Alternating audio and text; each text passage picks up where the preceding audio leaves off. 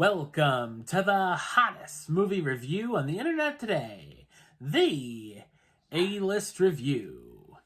I'm your host, the Game Changer, Wes Troop, and it's time for another Criterion Collection review.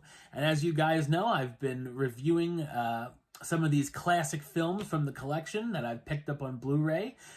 And this is a more modern film that's come out in the Criterion Collection. I mean, it's not that old.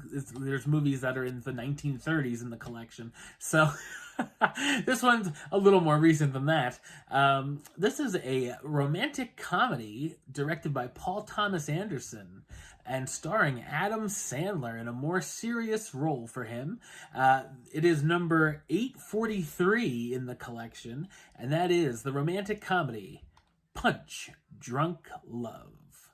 My review coming up now.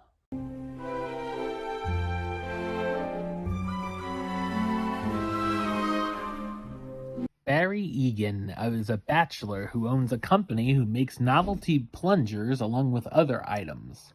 His family consists of 7 sisters who have emotionally abused and nagged him since he was a little boy. Barry's life is rather lonely and deals with social anxiety and bits of rage. After calling a phone sex line, the operator gets his personal information and she and her boss begin to try and extort money from him. When one of his sister's friends, Lena, becomes interested in Barry, he has a hope at finding love. However, the extortion scheme, along with a number of other chaotic elements in Barry's life, could get in the way. So what did I think of Punch Drunk Love?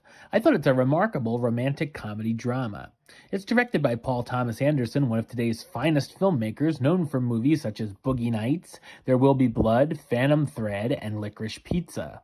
The film debuted at the Cannes Film Festival on May 19, 2002, where it was nominated for the Palme d'Or and was released in the U.S. on October 11, 2002, receiving a positive reception. After Anderson made the film Magnolia, he wanted to do a lighter fare project and work with Adam Sandler.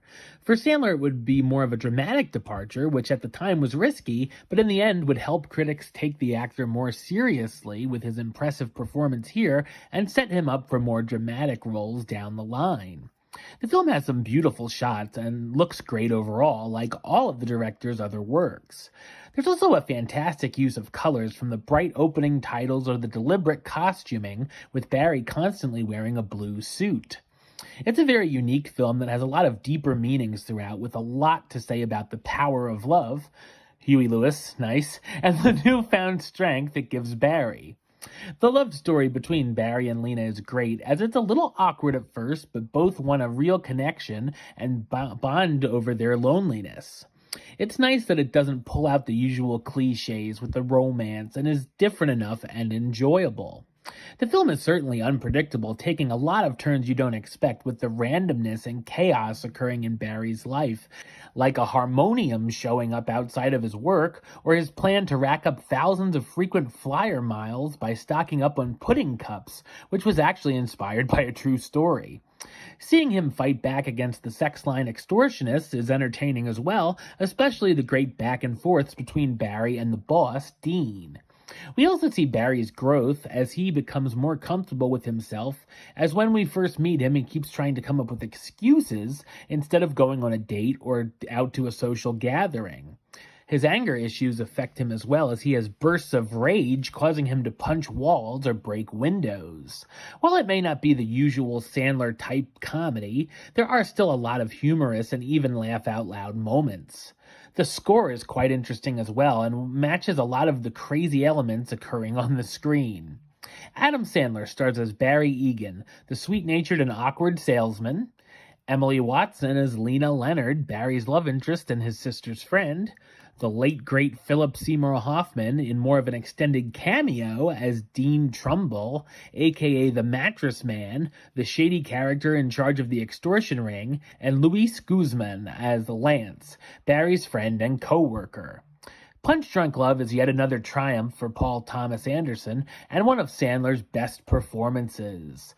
Number-wise, I'm going to give it a 9 out of 10, which gives it the A-list rating of A-list approved. That's right, it gets the A-list seal of approval. Alright, well that's the show. I'll be back with another review very soon. But until then, don't forget to subscribe right here on YouTube. YouTube.com/WestsideOf515. Like the show on Facebook, Facebook.com/WestTroopaList. And of course, you can follow me on the Twitter, the Instagram, and the Letterboxd at West A-List. Until next time, Troop out.